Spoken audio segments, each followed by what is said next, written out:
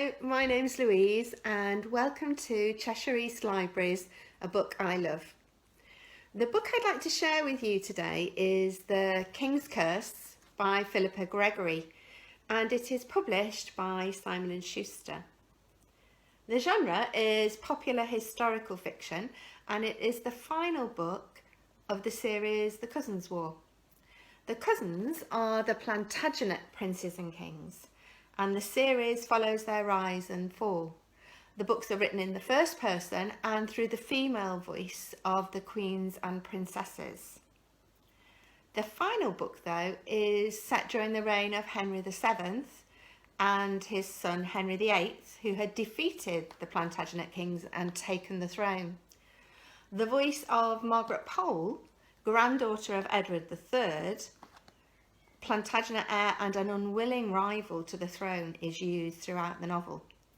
The title of the book, The King's Curse, relates to the supposed curse that was placed upon the unknown murderer of the two Plantagenet boy princes who disappeared from the Tower of London during their imprisonment by Richard III. Looking back, I think I have always gravitated towards fiction which portrays strong women characters. I also particularly love reading books in the first person. It helps me to really empathise with the character and, if well done, allows me to immerse myself totally in their world. As a young child of about 9 or 10, I was fascinated by the Tudor period, and particularly Henry VIII. Maybe my interest was caught by the fact that he had 6 wives, and I was horrified and I wanted to find out why. I read fiction at that time and remember reading fictionalised biographies about Henry VIII's daughters, Mary and Elizabeth I. But up until reading Phillipa Gregory, I had read books which seemed to concentrate on the main characters of the day, Henry VIII, his wives, Thomas More, Wolsey, etc., and had only briefly heard of the lesser known players at court. Until I read this book, I had only heard of Margaret Pole in passing. After reading this novel, however, such is the skill of Phillipa Gregory that I feel now that I know her intimately, her thoughts, her beliefs and her motivations. Phillipa Gregory has the ability to take a well-known character, add a human voice to her story, pad out the bones, so to speak, which then gives an unusual twist to the usual historical novel. The book begins with her at one of her lowest points, married beneath her, her husband, a loyal supporter of the Tudors, brought to heel by Henry VII. It focuses on her relationship and support of Catherine of Aragon, the young princess on her arrival in England to marry Prince Arthur, and then later the relationship with Catherine's daughter Mary, of whom she is a guardian. Her determination as well that her own family will survive the turbulent times comes through strongly, and the political games that the courtiers play is fascinating. Seeing this through Margaret Pole's eyes makes it even more so. I found her character totally believable.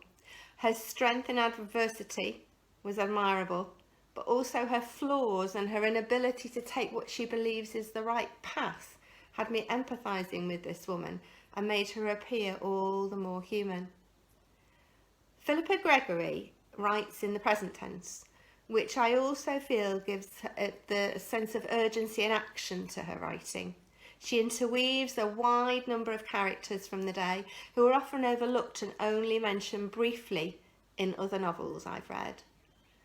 And although we hear little from Henry VIII directly, his journey and change from a carefree golden boy to the tyrant he became is well documented through the observations of these characters.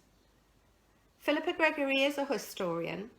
Her novels are well researched, but they also remain very accessible and are never dry.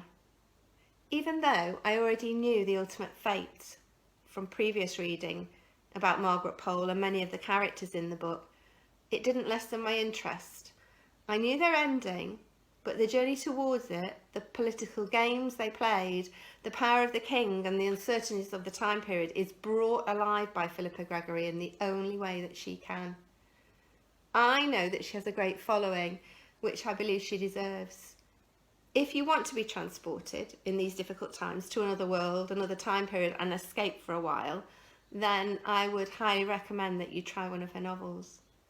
The King's Curse can be read as a standalone novel. However, you may wish to follow the series chronologically and meet more of the Plantagenent princesses. If so, then begin with The White Queen. I hope you enjoy the books as much as I have. Thank you for listening today to A Book I Love with Cheshire Libraries. Please comment and let me know your thoughts, and keep safe.